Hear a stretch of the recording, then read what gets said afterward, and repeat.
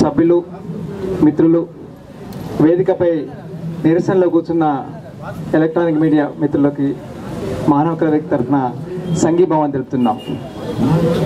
ఈ తెలంగాణ ఉద్యమం ప్రపంచంలోనే ఒక అద్వితీయమైన ఉద్యమం. నిజానికి మనం చాలా ఉద్యమాలు చూస్తున్నాం.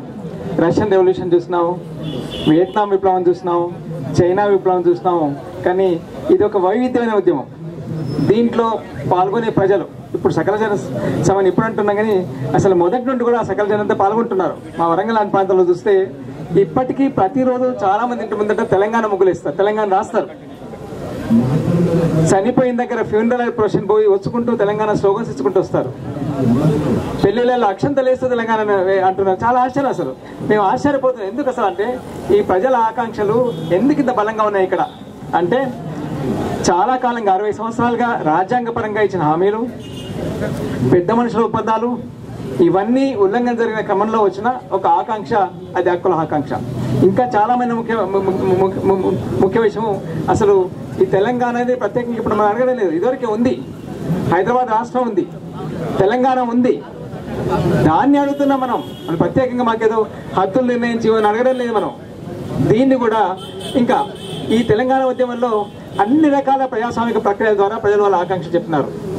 Sarpanch elections, MLA elections, MP elections, దాదాపు 194 జేఏసీలు. చాలా ఆశ్చర్యకరం. ఈ మధ్యలో ఒక కళాకారుల జాతరలో అసలు తెలంగాణకే ప్రత్యేకమైన ఈ పకీర్లు 194 మంది పకీర్లు దాన్ని పార్టిసిపేట్ చేస్తారు.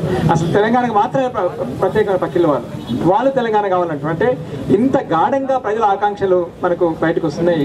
వీటి మీద చాలా అన్యాయంగా ప్రభుత్వాలు ప్రయత్నిస్తున్నాయి. ప్రభుత్వాలు ఏం చేసినాయి? ఎలక్షన్లో రాసుకున్నాయి, పొత్తులు పెట్టుకున్నాయి, మేనిఫెస్టోలో రాసుకున్నారు, కామన్ మినిమం ప్రోగ్రామ్ రాసిన కేంద్ర ప్రభుత్వం, పార్లమెంట్లో మాట్లాడినారు, అసెంబ్లీలో చర్చ జరిగినాయి. అన్నీ అయిన తర్వాత మళ్ళీ ఇప్పుడు దొంగ మాట అంటే రాజకీయాలు విలువలు లేకపోవడం ఎట్లా అనేది మనకు తెలంగాణ ఉద్యమంలో చాలా కనబడతాయి. ఒక ఉద్యమం వైనవి కాకుండా ఇక్కడ ప్రజాస్వామిక లక్షణాలు ఎట్లా పనిచేస్తున్నాయి, ప్రజాస్వామికంగా ఉన్నారా లేదా, నిజాయితీ ఎట్లా ఉంది, 2 నాలుకల ధోరణి మనకి ఇక్కడ కనబడుతుంది. ఈ ఉద్యమంలో రాజకీయ కపటత్వం ఈ ఉద్యమంలో కనబడుతుంది. అది తెలుగుదేశం కావచ్చు, కాంగ్రెస్ కావచ్చు, ఇంకా వేరే లేదు. మీకు ఏ చరిత్రలో కూడా ఇంత కపటత్వం మనకు కనబడదు. ప్రజల ఆకాంక్షలు వెల్లుతుంటే వాటి మీద నీళ్లు చల్లే ఒక ప్రక్రియ మనకి కనబడుతుంది. ఇది చాలా అన్యాయమైంది. ఇది మానవ హక్కుల వేదిక ఈ ధోరణులు, రాజకీయాల్లో విలువలేని ధోరణి ఖండిస్తున్నది. ఒక ప్రజాస్వామిక ప్రభుత్వం ఏర్పడాలని మేము భావిస్తున్నాం. ప్రజాస్వామిక ప్రక్రియలు సరిగ్గా జరగాల.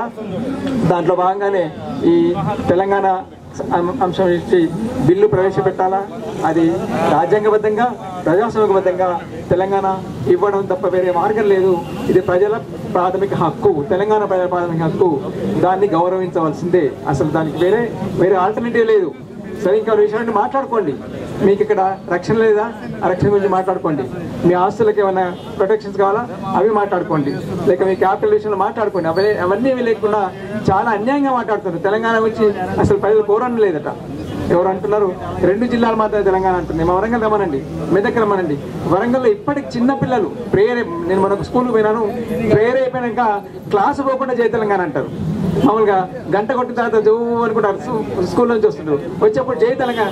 అసలు ఎవరు చెప్పలే వాళ్ళకంటే ఇంత బలమైన ప్రజల ఆకాంక్షలుగా ఉద్యమం ప్రపంచంలో ఇంతవరకు లేదని మీడియా రాస్తుంది, ప్రపంచం మీడియా రాస్తుంది.